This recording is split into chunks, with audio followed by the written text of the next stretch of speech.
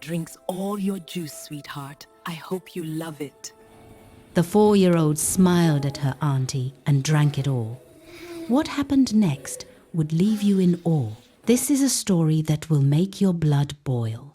A story of betrayal so wicked you won't believe it came from family. Let me take you back to where this nightmare started. Amara's hands shook as the doctor handed her the test results. Mrs. Amara, your egg quality is extremely poor.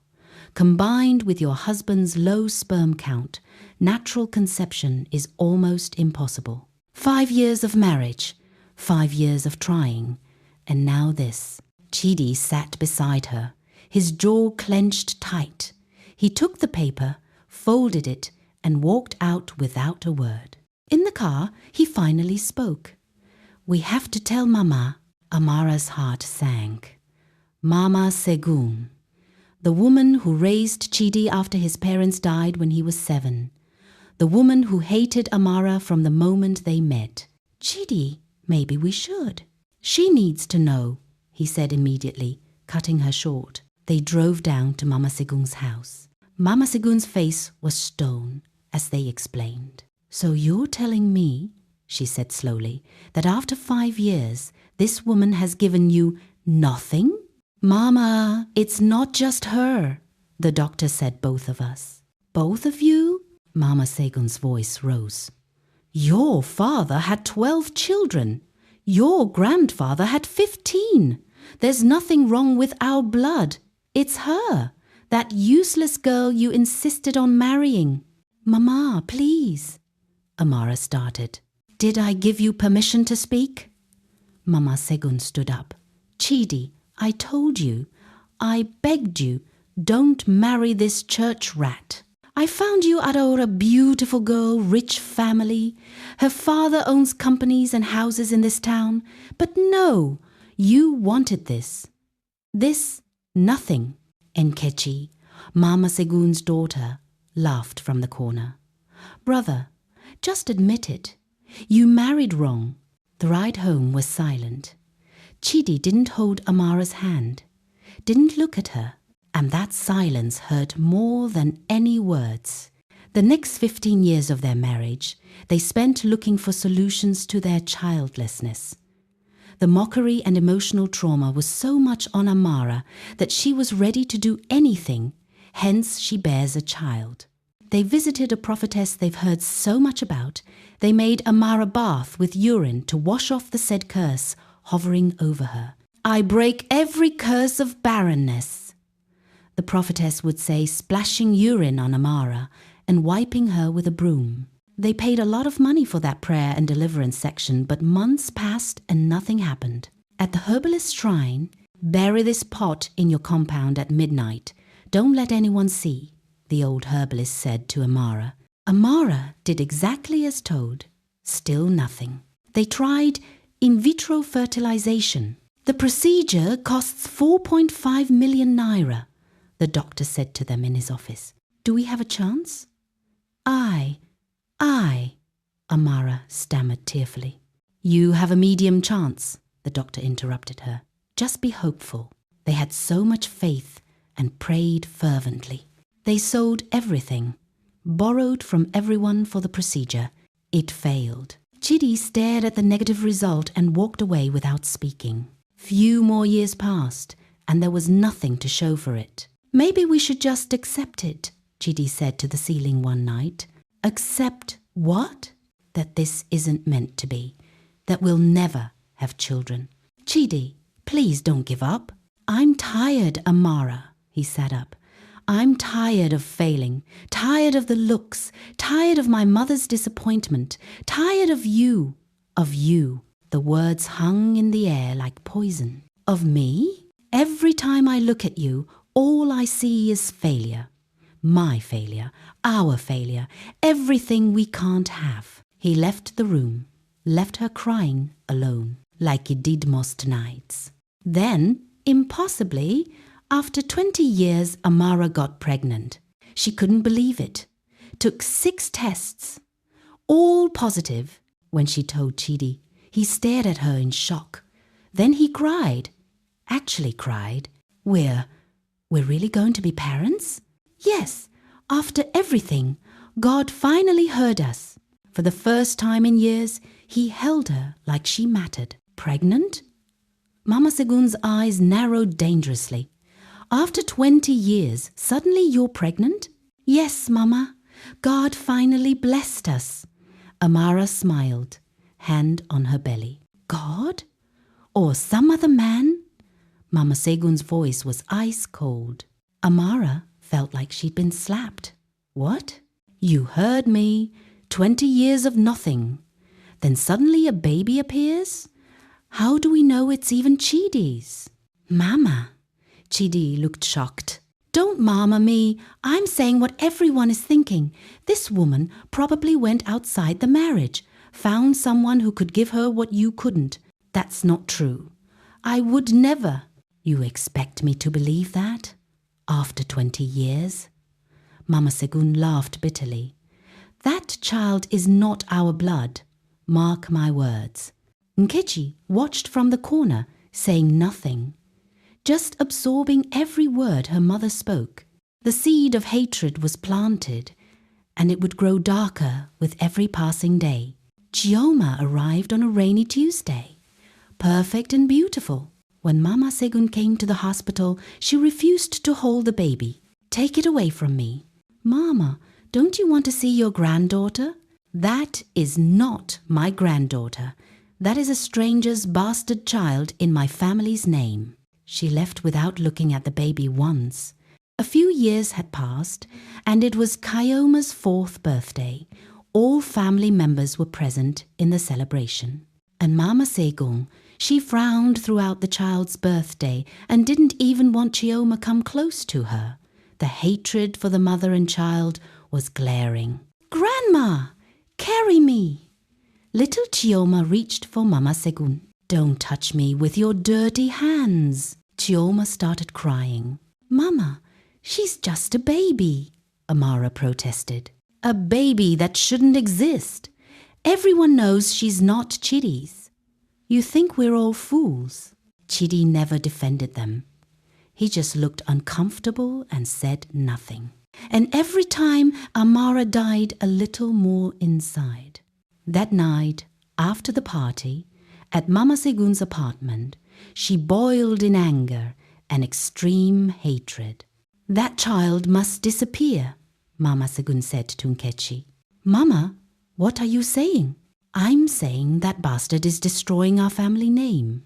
Everyone is laughing at us, saying Chidi is raising another man's child like a fool. So, what do you want me to do? Mama Segun's eyes were cold. Get rid of her. Make it look like an accident. Blame Amara.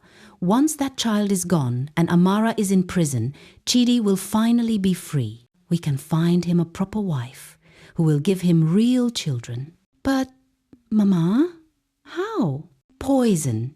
Simple. Quick. You visit them. Give the child something to drink. Then leave. Symptoms will show later. Amara will be blamed. What if someone sees me? Who will see? You're her auntie. You visit all the time. Nobody will suspect anything. Nkechi sat quietly, thinking. She thought about it all night and agreed to do it because of the so much hatred she has for Amara. She'd watched her mother suffer for years because of Amara. Watched her brother become a laughingstock. Watched that bastard child parade around like she belonged. Okay, Nkechi said finally. I'll do it. I've never really liked, and I've always wanted her to leave my brother alone, and this is just a perfect plan to teach her a very good lesson. Maybe Chioma will pay for the sins of her mother. The next morning, there was a knock on Amara's door. Knock, knock, knock. Amara opened the door, and her face lit up with genuine surprise and happiness. Nkechi, you came to visit! Her husband's younger sister stood at the doorway with a bright smile and her arms spread wide. You know I had to come see my favorite niece. Nkechi swept into the apartment and scooped up Chioma, spinning her around. Look at you, getting bigger every day. Did you miss Auntie? Yes, Auntie Nkechi. Chioma giggled, wrapping her little arms around her aunt's neck. Amara laughed, closing the door. You should have called to tell me you were coming. I would have prepared your favorite, that pepper soup with plenty goat meat that you love so much. Don't worry about food, sister. I actually came to spend some quality time with this little princess. Nkechi tickled Chioma's belly, making the child squeal with laughter. We're going to have so much fun today, right, Chioma? Yes. Can we play with my dolls, Auntie? Of course, sweetheart. We'll play anything you want. Amara grabbed her purse from the coffee table, relief washing over her. Nkechi, your timing is perfect. I need to rush to the market before the fish seller runs out. You know how it is on Saturdays. If you don't go early, all the good fish is gone. Can you watch Chioma for maybe an hour? I'll be back soon. Nkechi's heart skipped a bit. Yes, sure. Take all the time you need. I'll be right here with her. This is easier than I thought, Nkechi said to herself. The door closed behind Amara. Nkechi waited 5 minutes to make sure she was really gone. Then she walked to the kitchen and pulled out a small bottle of rat poison from her bag.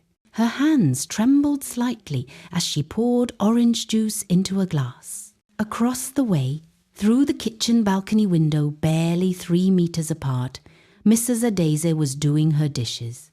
She glanced up casually and saw Nkechi in the kitchen.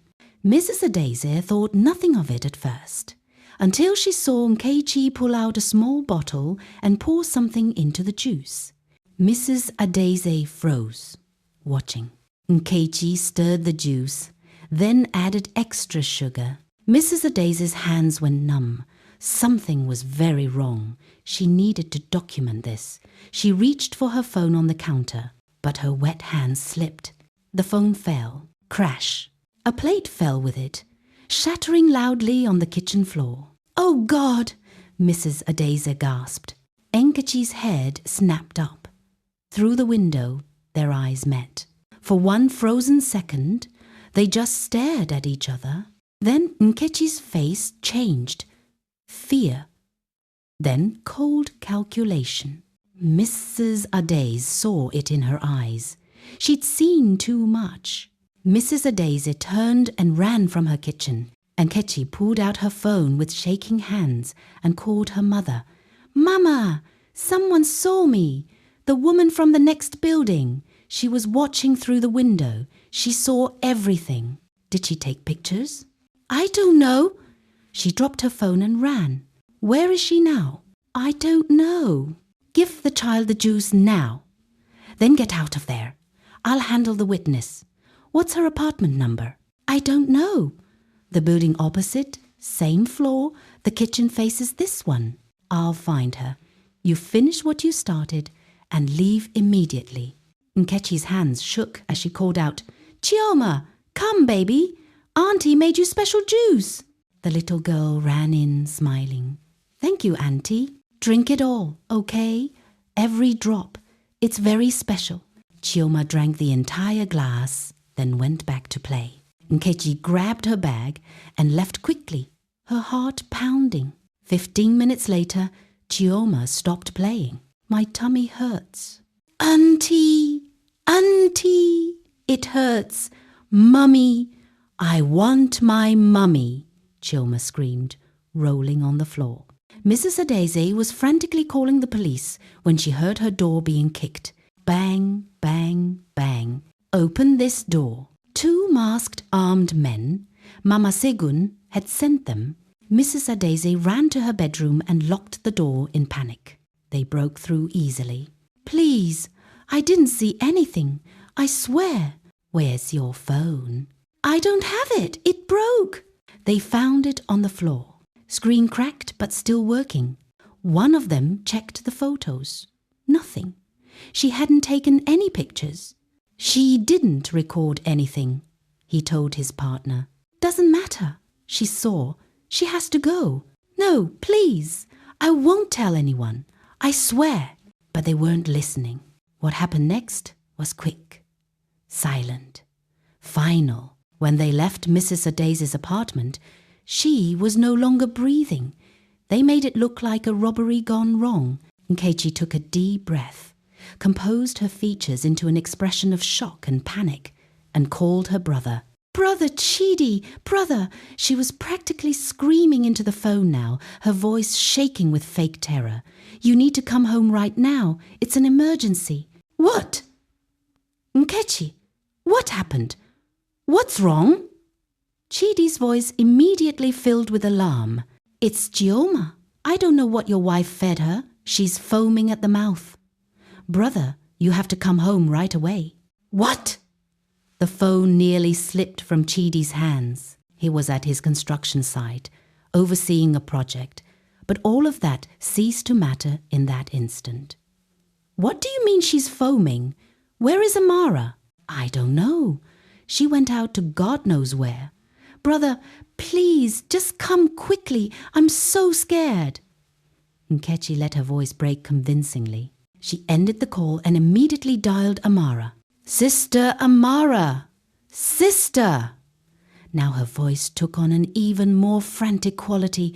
"You need to come back home right now. Something terrible has happened."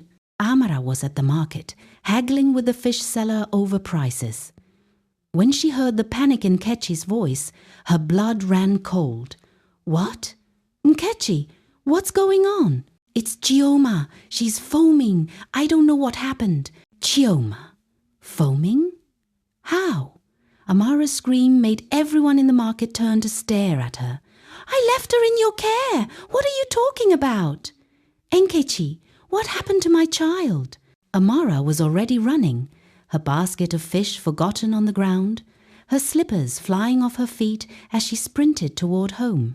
Nkechi hung up, a cold smile curling on her lips, before she let out a wicked echoing laugh. She allowed herself a moment of satisfaction. Everything was going exactly according to plan. Amara was already running, her basket of fish forgotten on the ground, her slippers flying off her feet as she sprinted toward home. Chidi's truck screeched into the compound so fast that it nearly hit the fence. He didn't even bother to turn off the engine or close the door. He just leaped out and ran toward the crowd of people gathered at their home. "Move! Move! Let me through!" he shouted, pushing past neighbors and onlookers. When he finally saw what they were all gathered around, his legs buckled beneath him. His daughter, his miracle baby, his Chioma lying motionless on the floor with foam around her mouth. No, no, no, God, no. Chidi fell to his knees beside her, his hands hovering over her body but afraid to touch her, afraid that touching her would make it real. "Chioma, baby, wake up! Wake up for Daddy. Please, princess, open your eyes." His voice was breaking, tears streaming down his face as he gently touched her tiny hand. It was still warm. That somehow made it worse. "She's still breathing," one of the neighbors shouted. "We called an ambulance. They're coming." But Chidi barely heard them. His whole world had collapsed into this one terrible moment. That's when Amara arrived. She had run the entire way from the market, nearly 2 kilometers without stopping. She'd lost both her slippers, her wrapper was coming undone, and her chest heaved as she struggled to breathe. But none of that mattered when she saw her daughter lying there. The sound that came out of Amara's mouth wasn't quite a scream. It was something more primal, more agonizing, the sound of a mother's heart shattering into a million pieces. "Chioma! My baby! Chioma!" She tried to run to her daughter, but Chidi jumped up and grabbed her, his face twisted with rage and grief. "Don't you touch her! Don't you dare touch her!" He shook his wife roughly, his fingers digging into her arms. "What? Chidi, let me go. That's my daughter. I need to." "Your daughter that you left alone?" Chidi's voice was barely recognizable, thick with fury and pain. 20 years, Amara! 20 years we waited for this child. We went to every hospital, every prayer house, every herbalist. We spent everything we had. And when God finally blessed us, when He finally gave us this miracle, you throw her away like she means nothing? What are you talking about? I didn't. You left a fouryearold child alone in the house and went to the market. Chidi was shouting now, and the neighbors were all murmuring, shaking their heads in judgment. Amara felt like she was going insane. No, Chidi, no, I left her with your sister. Nkechi was watching her. Where is Nkechi? She looked around wildly, searching the crowd. That's when Nkechi pushed through, tears streaming down her face, playing her role perfectly. Sister Amara, how could you do this? How could you be so careless with meals your daughter eats? Or did you do this on purpose? Amara stared at her sister-in-law like she was seeing a ghost. What? What are you saying? You were there. You were watching her. I left her in your care. Nkechi shook her head, her tears looking so genuine. I don't know. I just stepped out for a few minutes to buy bread. When I came back, she was already unconscious and had foam all over her mouth. Amara grabbed Nkechi's arms. You left her? You said you'd watch her. I was only gone 5 minutes, just to the shop downstairs. Besides, I haven't fed Chioma anything since I got to the house. She only ate the food you prepared for her earlier. The neighbors were whispering now. Chai, what kind of mother is this? What kind of wickedness is this? Maybe she did it on purpose. And now she wants to blame someone else? No, no, no. Amara was shaking her head frantically, tears pouring down her face. Please, you have to believe me. I would never leave my daughter alone nor feed her harmful substance. But nobody believed her. Even Chidi was looking at her with such hatred and disappointment that it physically hurt. The ambulance arrived, its sirens cutting through the chaos. Paramedics rushed out with a stretcher, carefully placing Chioma's small body on it and loading her into the vehicle. We're taking her to Hope Medical Center, one of the paramedics told Chidi. You can follow behind us. As they loaded Chioma into the ambulance, 2 police officers arrived on the scene. Someone had called and reported the case to them. What happened here? The female officer asked, pulling out her notepad. Everyone started talking at once, but the story they all told was the same. Amara had left her child alone, and the child had consumed harmful substance. No, I keep everything locked away in the cupboard. I've never been careless with any chemical or substance in the house. Then someone gave it to her intentionally. Someone from the crowd shouted. Amara turned slowly to Nkechi. You were alone with her. You're being hysterical. My sister would never hurt Chioma. Your sister and your mother hate me. They've always said Chioma isn't yours. So you're blaming my family for your carelessness? Chidi's voice turned cold. You're the one who left our daughter with someone and went to the market. If you were so worried, why did you leave? Because I trusted her. I trusted your sister with her own niece. And now you're making wild accusations because you can't accept responsibility. The police officer pulled her aside. Mrs. Amara, I need to ask, have you been having difficulties with motherhood? Any feelings of being overwhelmed? Any anger toward the child? Amara stared at her in horror. What are you suggesting? In cases like this, we have to consider all possibilities. Sometimes, mothers who struggle to conceive develop complicated feelings. I love my daughter, but she could see the doubt in everyone's eyes, even Chidi's. Let me pause the story here, because what happens next will leave you speechless. Before we continue, tell me in the comments, do you think Amara will ever find out who really hurt her child? Like this video, subscribe, and get ready for part 2. It only gets deeper from here.